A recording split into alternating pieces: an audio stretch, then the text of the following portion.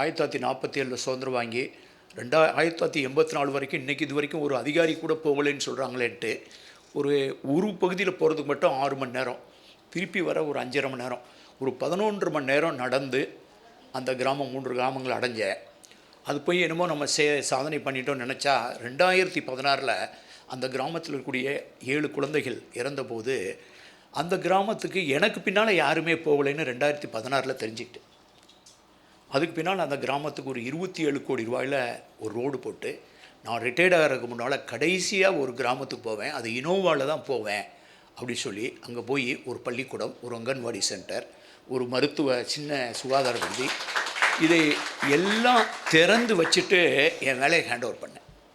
நான் முதல்ல போனதும் ஒரு பழங்குடி விலையும் அதே கிராமத்துக்கு கடைசியாக அதுக்கு பின்னால் 34 வருஷத்துக்கு பின்னால் போயிட்டு ரிட்டையர்ட் ஆனேன்.